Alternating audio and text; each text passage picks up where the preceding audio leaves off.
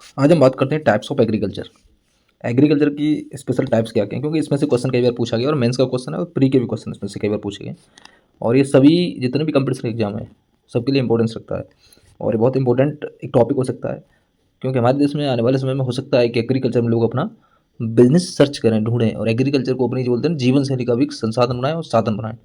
हो सकता है, चांसेज हैं। अब बात करते हैं कि खेती एग्रीकल्चर कितने तरह से कर सकते हैं, क्या क्या होता है उसमें। इसमें लिखा है agriculture is classified into different types of based on geography, उसकी भौगोलिक संरचना कैसी है, climate, economy and technology use. जो टेक्नोलॉजी जिस टेक्नोलॉजी आप यूज करते हो एग्रीकल्चर को करने में, वहाँ का क्लाइमेट कैसा है, वहाँ की अर्थव्यवस्था कैसी है, इकोनॉमी, लोग पैसे वाले हैं गरीब लोग हैं। ये चार पांच चीज़ें जो कि एग्रीकल्चर के होने की और एग्रीकल्चर के जो तरीके हैं उसको डिफाइन करते हैं। और आप कह सकते हो उसको आप इनकी हेल्प से ही वो तरीके डेवलप होते हैं। पैसे वाले लोग कैसे खेती करते हैं, और जहाँ गर्मी ज़्यादा होती है वहाँ कौन सी खेती होती है, जहाँ ठंड ज़्यादा होती है वहाँ कौन सी होती है, टेक्नोलॉजी जहाँ पे अच्छी प्रयोग में वहाँ किस तरह की एग्रीकल्चर होती है। ये बहुत सारी चीज़ें हैं, इन्हीं की हेल्प से वो जैसे संसाधन आपके पास वैसी खेती करोगे, सीधी सी बात है। इसमें कुछ मेन टाइप हैं। इसमें एक तो सब्सिस्टेंस एग्रीकल्चर, इसको बोलते हैं एक जीवन यापन के लिए जो खेती की जाती है। भाई खेती कर देते हैं, ज़िंदगी चलती रहेगी, थोड़ा बहुत कर देते हैं बस। तो इसमें लिखा है purpose to feed the farmers family, केवल जो किसान हैं फार्मर्स हैं अपनी फैमिली को फीड करने के लिए, केवल उनका आप कह सकते हो उनके जीवन यापन के लिए जो खेती की जाती है उसको बोलते हैं सब्सिस्टेंस एग्रीकल्चर। इसकी करेक्टरिस्टिक्स क्या क्या है, स्मॉल फॉर्म्स, छोटे जो खेती होती है छोटी मोटी, ट्रेडिशनल टूल्स, पारंपरिक जैसे हल से खेती करना, बैलों से खेती करना, कहीं कहीं छोटे मोटे हाथों से भी गुदाई उड़ाई करके जो काम करते हैं। या लो यील्ड वाली, लो यील्ड मतलब कम यहाँ उत्पादकता हो, प्रोडक्टिविटी कम हो, प्रोडक्शन में ये प्रोडक्टिविटी प्रोडक्शन दोनों ही, एक तो होता है उत्पादकता, एक होता है उत्पादन। उत्पादकता होती है प्रोडक्टिविटी, किसी विशेष क्षेत्र में आप कह सकते हो कि एक आप एरिया में कितनी चीज़ पैदा कर सकते हो, वो प्रोडक्टिविटी होती है। टोटल कितना पैदा होता है वो प्रोडक्शन होता है। एग्जाम्पल के लिए participate in rural area, sorry practice side practice in rural, जो कि रूरल एरिया में इसकी प्रैक्टिस होती है। जनरली भारत के जो ग्रामीण क्षेत्र है उसमें ये इस तरह की खेती होती है, लेकिन ऐसा नहीं है, आजकल ग्रामीण क्षेत्र में भी बहुत अच्छी खेती होती है। पूरे इंडिया को इसमें काउंट नहीं करना चाहिए, ग्रामीण क्षेत्र में तो ज़बरदस्त खेती होती है इस देश में। और अफ्रीका में जो खेती होती है वो भी इस तरह की खेती होती है। दूसरे नंबर की खेती एग्रीकल्चर है कमर्शियल एग्रीकल्चर, जिसको बोल सकते हो जो व्यवसाय के लिए की जाती है, वाणिज्य खेती इसको बोल सकते हो, जो कि कहीं ना कहीं व्यापार को अपना बोलते हैं ना कि फ्यूचर मान के और इस खेती को आधार मान के तय किया जाता है। पर्पज इसका क्या, फॉर सेल एंड प्रॉफिट, मतलब बेचने के लिए, लाभ के लिए है भाई। करेक्टरिस्टिक्स हैं लार्ज स्केल में, बड़े पैमाने पर होती है, मैकेनाइज्ड होती है, इसमें मैकेनिक मतलब आप कह सकते हो टेक्नोलॉजी का ज़्यादा यूज होता है, हाई इन्वेस्टमेंट होता है, बहुत बड़े स्तर पर खेती की जाती है और निवेश भी बहुत ऊंचा होता है। एग्जाम्पल में दिया है वीट फार्मिंग यूएसए। यूएसए में जो गेहूं की खेती होती है वो इसी बोले इसी कैटेगरी में रखा गया है। टी प्लांटेशन असम, भाई असम में चाय तो प्लांट की जाती है, चाय के पौधे प्लांटेशन होते हैं, तो कहीं ना कहीं उसका उत्पादन बढ़ाना है, प्रोडक्शन बढ़ाना है। आप कह सकते हो कि उसको बिजनेस के लिए बनाना है, भाई बिजनेस करने के लिए वहाँ पे चाय की पैदावार होती है, कहीं ना कहीं उसका कमर्शलाइजेशन होता है, वाणिज्यिकरण जिसको बोलते हैं हो जाता है। क्योंकि आप कह सकते हो कि जिस क्षेत्र को और जिस खेती को आप अपने वाणिज्य के लिए यूज कर रहे हो तो उसको एक लार्ज स्केल पे तो करोगे ना। अब बात करें shifting cultivation slash and burn, मतलब शिफ्टिंग, इसको बोलते हैं झूमिंग खेती हिंदी में। आज यहाँ कर लेते हैं, 2 साल यहीं करेंगे, फिर 2 साल बाद छोड़ देंगे इसको। जहाँ मिट्टी की उर्वरता है, जहाँ फर्टिलाइजेशन अच्छा हो सकता है, जहाँ फर्टिलाइजर अच्छे हैं, कुछ दिन वहाँ करेंगे। जब इसकी पोषक तत्व कम हो जाएंगे, इसमें न्यूट्रिएंट कम हो जाएंगे, तो हम इसको छोड़ के दूसरे कर लेंगे। ये होती है शिफ्टिंग कल्टीवेशन। इसमें आल्सो कॉल्ड झूम कल्टीवेशन लिखा है।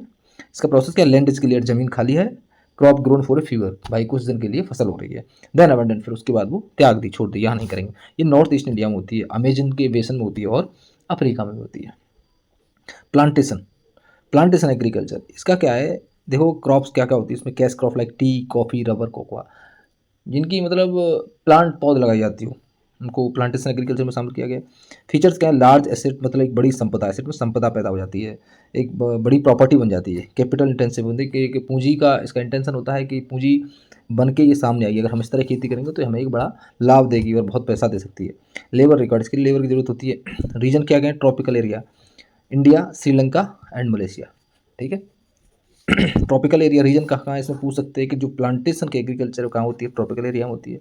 इंडिया, श्रीलंका और मलेशिया इसका मुख्य क्षेत्र है। इसके फीचर्स में लार्ज एस्टेट में होती है, कैपिटल इंटेंसिव होती है, लेबर रिक्वायर्ड्स होती है, नॉर्मल बात है।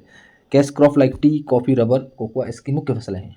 इस तरह क्वेश्चन आते हैं, तो इसकी आपको पूरी नॉलेज होनी चाहिए, जो भी आप पढ़ रहे हो उसकी आपको पूरी नॉलेज होनी चाहिए, इसमें कोई डाउट मत रखना, नहीं तो पढ़ना नहीं। इंटेंसिव फार्मिंग, अब इंटेंसिव फार्मिंग बात करते हैं, ये स्मॉल एरिया पर होती है।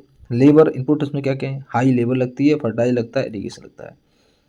ज़्यादा लेबर लगाते हैं, खाद तो देंगे भाई, फर्टिलाइजेशन तो उर्वरक होते हैं, जनरली उर्वरक का इस्तेमाल हो जाता है, इरीगेशन सिंचाई, सिंचाई का प्रयोग करते हैं। ऑब्जेक्टिव क्या, मैक्सिमम यील्ड पर एरिया मतलब जो भी क्षेत्र जिसमें बोई जाती है, जैसे एकड़ के हिसाब से या फिर हेक्टेयर के हिसाब से मेजरमेंट करेंगे, कोशिश करते हैं मैक्सिमम यील्ड हो, मतलब अधिक उत्पादकता। यील्ड मतलब होती है उत्पादकता, उपज। एक्चुअल में इसको उपज बोलना चाहिए, अधिकतम उपज होनी चाहिए। Example vegetables fruit near cities, सिटियों के आसपास जो कर देते हैं तो कहीं ना कहीं उनकी भी यील्ड अच्छी होती है। आने वाली ये है एक्सटेंसिव फार्मिंग। एक होती है इंटेंसिव, एक होती है एक्सटेंसिव फार्मिंग। इसका लैंड लार्ज एरिया होता है, लेबर इनपुट लो होता है इसमें एक्सटेंसिव में, yield low per hectare but high total. Example wheat farming Russia and USA.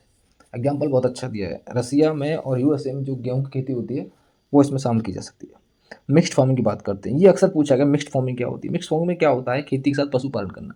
Generally हमारे देश में लोग करते हैं, भाई हमारे सारे लोग ऐसे ही जो खेती भी करते हैं पशुपालन भी करते हैं। इसमें क्या होता है, मान लो आपकी खेती डूब गई, कुछ ऐसा हुआ कि खेती में कुछ प्रोडक्शन नहीं हुआ और आपको कोई लाभ नहीं हुआ, तो पशुपालन आपको कहीं ना कहीं बैकअप देगा।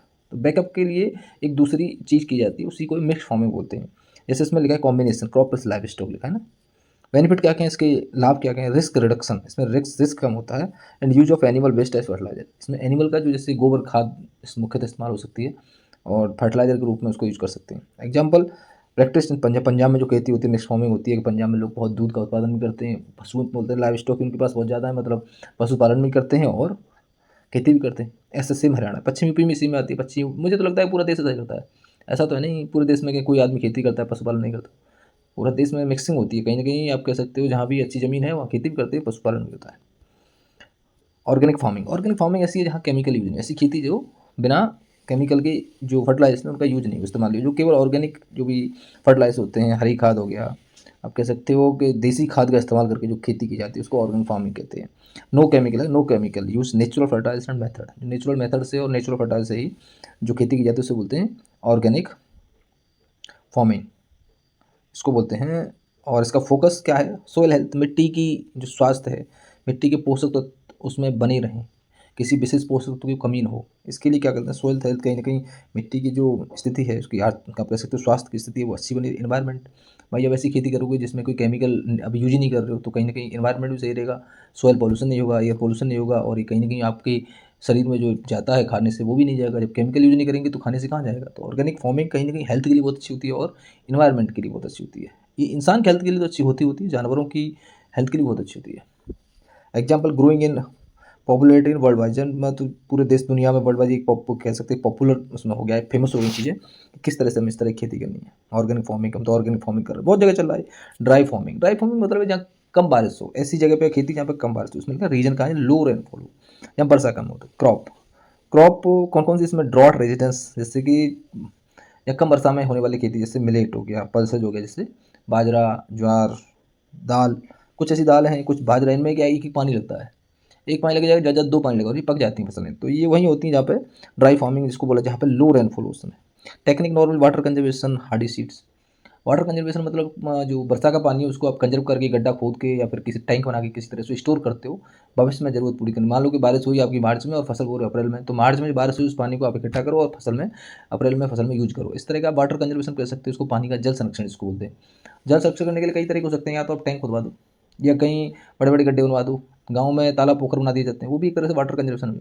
अपने खेत के पास गड्ढा खोद लो, वो भी एक वाटर कंजर्वेशन है। बहुत सारी टेक्निक है।